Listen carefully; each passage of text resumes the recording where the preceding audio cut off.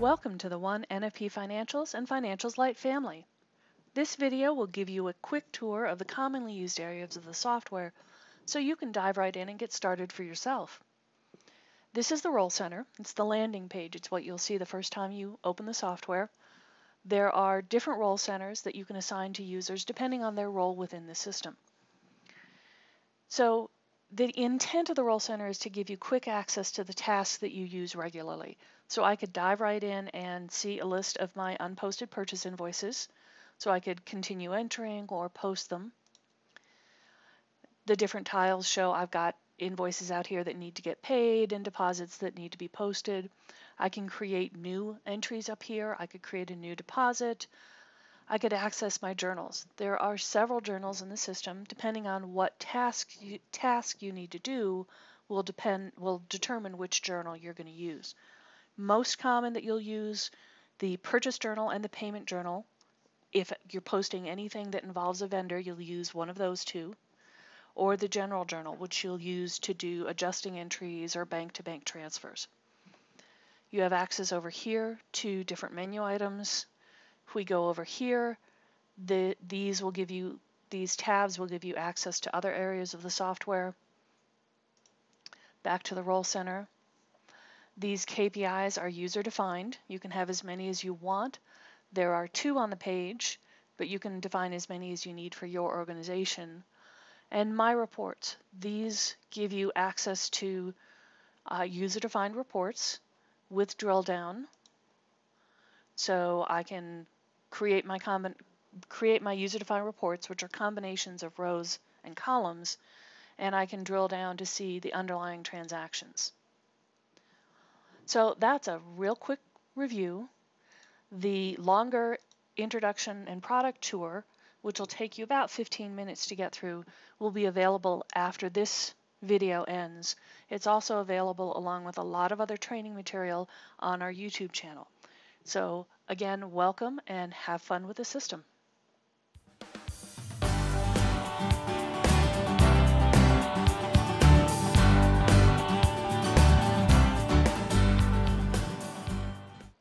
Welcome to the OneNFP Financials and Financials Lite family. This video will give you a quick tour around the system to help you get started. So right here, what you're looking at is what we call the Role Center. This is your landing page. When you open up the system, this is what you'll see. There are actually a few different role centers in the system. So each user will have one that best reflects what they do in the system. What you see, the Role Center you see, is defined by the profile ID setting on each user card. So let's take a walk through this one. Over here, we call these tiles. These show me the work that I have to do. I've got a whole bunch of unposted purchase invoices and several invoices out, accrued, ready for me to pay. I have some unposted deposits and donations and unposted bank reconciliation. The financial transaction approvals tile, this comes with Financials Standard. It is an approval engine. So if I were a manager and I had transactions out there I had to approve, I would see the entry here. These key performance indicators, or KPIs, these are charts that are defined using your user-defined reporting engine. So you can define as many as you need to show up on the Role Center at any one point in time, but you can change the charts anytime you want. And as I said, you can define as many as you need. Over here under My Reports, these are also user-defined reports that I've memorized. They're ones I commonly need. I might memorize a certain combination of filtering. I can memorize them for myself, for another user. Let's say I put together a report for a manager. I could save that to their My Reports section, or I could save it across the organization. So if it's something I want everybody to have access to, I could do that as well. Over here we have access to several commonly used tasks. You don't have to use everything in this system. Fixed assets, for example, you may not be using. But this gives you quick access. Some of these will be the same as your tiles over here. Up here in the ribbon, again, access to common tasks like creating a new deposit, creating a new vendor, accessing your journals. And here are some of the commonly used reports. Over here we have a few tabs that get you into other areas of the software. Let's click administration for a second. So these are more administrative tasks, as the name might lead you to believe. Over here is our user list. The first thing you're going to do when you set up the system is you're going to set up your users, and this is where you do that. And let me open up a record for a second. Profile ID, this is the field I was talking about that's going to decide which role center you see. So we have 3 out there. All right, another area in administration I want to point out to you, company administration. So with your database, you get 2 companies. One is your live company, and one is one we call the sandbox. And it'll actually have your company name -sandbox, so you'll know which one I'm talking about. The way you can use Sandbox, you can refresh it from your production, from your live company, and it becomes a mirror image of your live company. So during implementation, for example, the way we suggest folks to do this, you go into live, you do some setup with your funds, your dimensions, you think you know how you want it, then refresh your Sandbox, post some transactions, see if it gives you the reporting you want. Maybe you need to go back to live, tweak it, recopy and test and go through a few cycles, or maybe you get it right the first time. Another good way to use this is if you have new employees coming on board. You can copy your live database, then put them in Sandbox. Have them going in and testing and trying out things in the Sandbox so they can post, but they're not actually posting in your live data. So that's just a quick tip on a couple of features under administration. Let's go back to Home and the Role Center. I want to point out a few buttons over here while I'm in this part of the screen. The question mark is going to take you to the online help, and there's quite a lot of good information out there on a lot of the different tasks you're going to do in the system.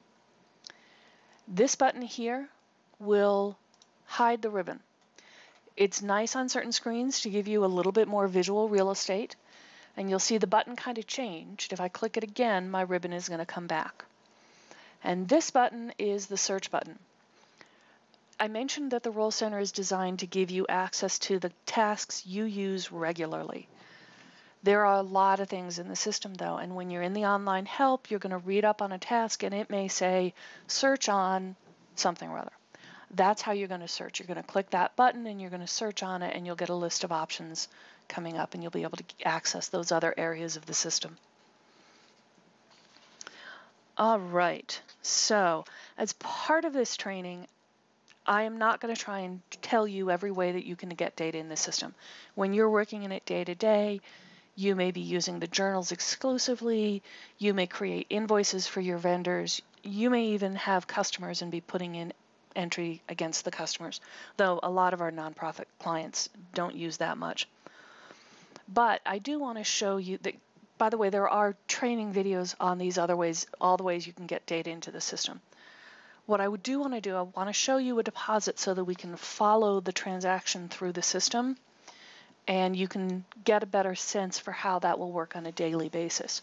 So I have a deposit here, and let me enter a quick line and show you a few things here. Account type, you're going to see this in the system on journal entries, anywhere there you might be posting against different kinds of records. If you click, in this case, I could be posting against a GL account, customer, vendor, bank account. What I select here is going to drive what accounts are available to me. In this case, I want to recognize some revenue, a donation. So I'm going to put it against my GL account. So I leave this as GL account and I click the lookup.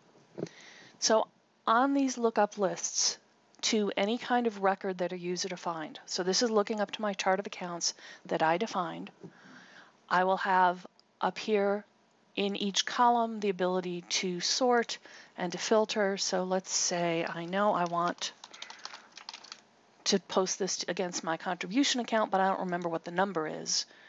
There, I've got that. So you can filter on those, you can find what you need. I also want to point out if you need to add a new record on the fly. Now with GL accounts that doesn't make a lot of sense.